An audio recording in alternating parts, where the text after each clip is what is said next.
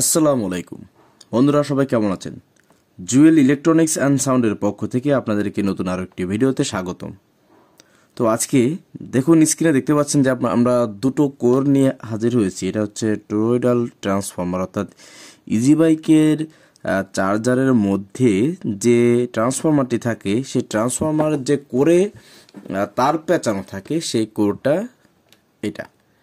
তো আজকে আমি আপনাদেরকে দেখাবো যে আপনারা কোন কোডটি ভালো সহজে চিনতে পারবেন, যে কোডটি ভালো হবে এবং তার কম লাগবে ইত্যাদি, মানে সব দিক বিবেচনা করে কোন কোডটি ভালো হবে। তো সেই বিষয়টা আজকে আমি যতটুকু জানি বুঝি, তো সেই দৃষ্টিকোণ থেকে আপনাদেরকে আসলে জানাবো বা শিখাবো। তো যারা শিখতে আগ্রহী তাদেরকে বলছি যে অবশ্যই পুরো ভিডিওটা না টেনে সম্পূর্ণ দেখবেন, এটা অনুরোধ রইল। তো বন্ধুরা, এখনও যারা চ্যানেলটিকে সাবস্ক্রাইব করেননি এবং চ্যানেলের নতুন দর্শক, অবশ্যই চ্যানেলটিকে সাবস্ক্রাইব করে দিবেন এবং পাশে থাকা বেল আইকনটি অল করে দিবেন। আর যারা অলরেডি করে দিয়েছেন তাদেরকে অসংখ্য ধন্যবাদ। আর অবশ্যই একটি লাইক করে দিবেন যেন ভুল না হয়। তো আসুন প্রথমে কি বিষয় নিয়ে কথা বলি। প্রথমে থিকনেস নিয়ে কথা বলি। দেখুন, এখানে এই কোডটির আমরা থিকনেস দেখতে পাচ্ছি 3.5 সেন্টিমিটার আমার এখানে থিকনেস দেখতে পাচ্ছি। আসলে ওইভাবে ভালো দেখা যাচ্ছে না। 3.5 সেন্টিমিটার থিকনেস, মানে এটা চওড়া, ঠিক আছে। আর এই পাশে যে কোডটা আমাদের আছে, এটা দেখতে পাচ্ছি আমাদের 4 সেন্টিমিটার। তো এইটা হচ্ছে 4 সেন্টিমিটার চওড়া, এটা হচ্ছে 3 সেন্টিমিটার চওড়া। বন্ধুরা, খুব ইন্টারেস্টিং একটা ভিডিও, কিন্তু আসলে অনেকে অনেক কিছু বোঝেন না বা জানেন কম, জানবেন। এবং এটার উচ্চতা যদি আমি মাপ দিই, তো দেখতে পাচ্ছি এখানে 9 সেন্টিমিটার আছে। দেখুন 9 সেন্টিমিটার, এই যে 9 সেন্টিমিটার এখানে যদি ধরা হয়, এই কোডটা যদি 9 সেন্টিমিটার হয়ে থাকে, তাহলে দেখুন এই কোডটা কত সেন্টিমিটার, এটাও 9 সেন্টিমিটার। তাহলে এখানে আমাদের এই কোডটার থিকনেস হচ্ছে 3.5 সেন্টিমিটার। আর এইটার থিকনেস হচ্ছে, মানে আর কি মোটা হচ্ছে, থিকনেস বলছি, মোটা হচ্ছে কত বা চওড়া, এটা হচ্ছে 4 সেন্টিমিটার। তো আসলে এই মোটের উপর এতটুকু ব্যবধান কিন্তু অনেক বেশি। এবং ওয়েটের দিক বিবেচনা যদি করি, এটা আমি মেপে দেখালাম না, বলতেছি এটা হচ্ছে 7 কেজি, অর্থাৎ 6 কেজি 850 900 এরকম। আর এটা হচ্ছে 7 কেজি 300। এখন যদি প্রশ্ন করি আপনাদের মাঝে যে কোন কোডটি ভালো হবে, আপনারা কিন্তু এক বাক্যে বলবেন যে এই কোডটি ভালো হবে। কেন? এটা বেশি চওড়া এবং উচ্চতা সেম হইলেও এটার চওড়া বেশি। এটা 4 সেন্টিমিটার, এটা 3.5 সেন্টিমিটার, 3.5 সেন্টিমিটার, এবং এটার ওয়েট বেশি, এটার ওয়েট কম। তো এই দৃষ্টিকোণ থেকে কিন্তু অবশ্যই আপনারা বলবেন যে এই কোডটা ভালো এই কোডটার থেকে। কিন্তু আসলে বিষয়টা কিন্তু উল্টো কিরকম, আমি সবকিছু আপনাদের বুঝিয়ে বলবো। যারা বুঝতে চান বুঝবেন, যারা বুঝতে চান না তাদেরকে আমার কিছু বলার নাই। আপনারা যারা ভালো বোঝেন বা অন্য কিছু বোঝেন, সেটা আপনাদের ইচ্ছা।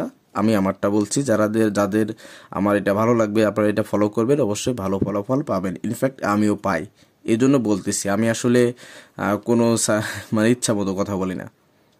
যে জিনিসটা আমি বাস্তবের সাথে মিল পাই, বেশিরভাগ সেই জিনিসটা আপনাদের সাথে শেয়ার করি, ঠিক আছে। আর আমি তো আসলে অত বেশি পণ্ডিত না, যেটুক যা বুঝি শিখতেছি সেটাই আপনাদের মাঝে শেয়ার করি, এতটুকু। যাক, ওদিকে যাবো না।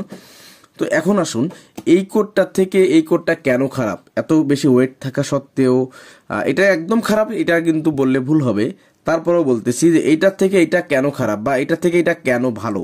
এটা হচ্ছে, এখানে আমি একটা প্রশ্ন করলাম এবং এই প্রশ্নটার উত্তর হচ্ছে আমি এভাবে আপনাদেরকে দেব। দেখুন, এই যে কোডটা দেখতে পাচ্ছেন, অ্যাভারেজলি হিসাব করলে করে মনে হয় 50 গ্রাম বার্নিশও ঢাললে, 50 গ্রাম না 20 গ্রাম বার্নিশও মনে হয় লাগবে না বার্নিশ করতে। মানে কোডটা এত বেশি টাইট এবং প্রতিটা পেজের শিটগুলো কাটা থাকে, খুব ফিনিশিং করে লাগানো, টাইটভাবে লাগানো। এবং দেখুন একদম সমান, এখানে কোনো খোঁচা নেই। দু একটা জায়গায় সামথিং আছে, এটা নাই বললে মিথ্যে বলা হবে। দেখুন সামথিং আছে, এটা আসলে ওইভাবে ম্যাটার করে না, এটা কোনো বিষয় না, এটা থাকতেই পারে, স্বাভাবিক। সামথিং সামান্য খোঁচা আছে, কিন্তু অ্যাভারেজলি কোডটা অনেক বেশি টাইট এবং সমান্তরাল, অর্থাৎ সমান।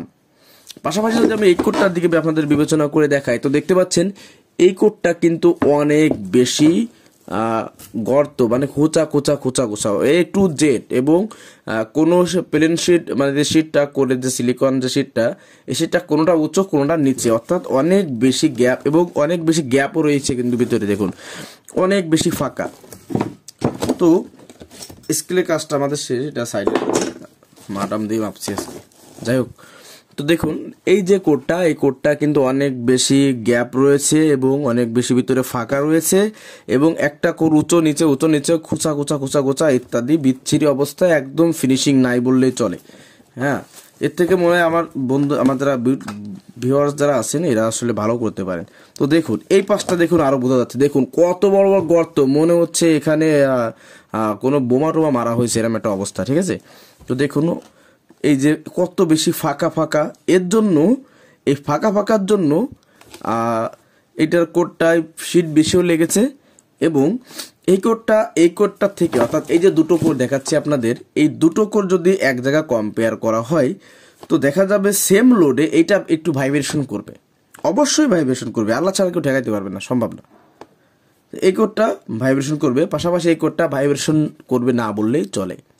যদি পার্সেন্টেজ ধরি 95% প্লাস, আর এটা যদি ধরি অবশ্যই কি বলবো 95% মাইনাস, তার মানে 5% করার এটা সম্ভাবনা আছে, আর এটা 95% করার সম্ভাবনা আছে, আপনাদের এটা আমি বোঝাতে যাচ্ছি।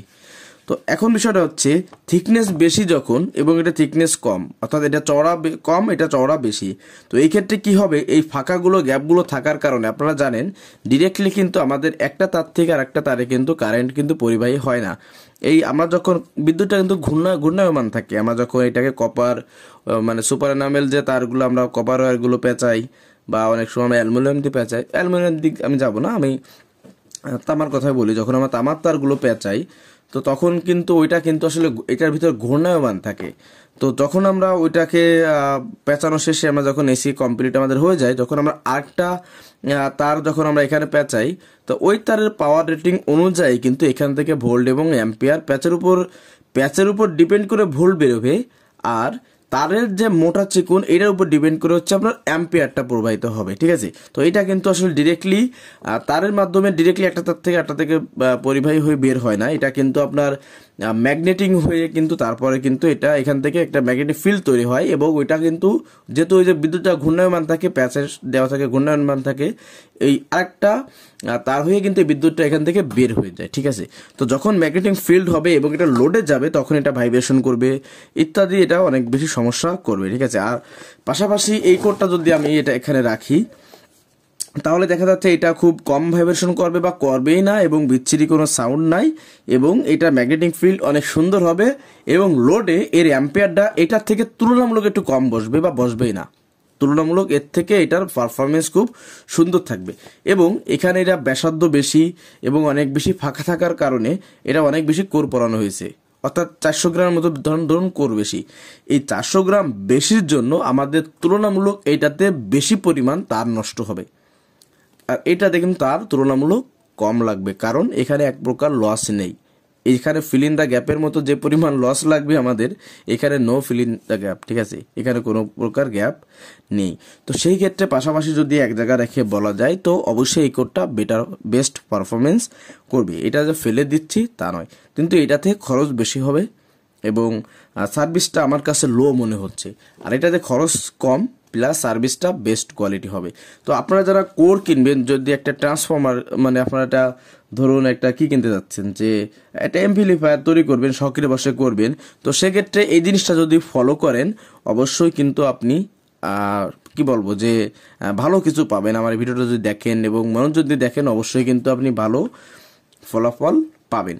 তো যারা অ্যাম্পলিফায়ার তৈরি করতে চান, ট্রান্সফর্মার তৈরি করতে চান, মানে আপনার ইসের জন্য অ্যাম্পলিফায়ার জন্য ট্রান্সফর্মার, ব্যাটারি চার্জের জন্য ট্রান্সফর্মার, এবার অন্য অন্য যত কাজের জন্য ট্রান্সফর্মার তৈরি করতে চান, তারা যদি এই ভিডিওটা পুরোপুরি এইভাবে মানে দেখে যদি এইভাবে আপনারা ক্যালকুলেশন করে এই কোড নির্বাচন করেন অবশ্যই কিন্তু আপনাদের ভালো ফলাফল পেতে হবেই হবে, আল্লাহ ছাড়া কেউ ঠেকাতে পারবে না, কারো যোগ্যতা নাই।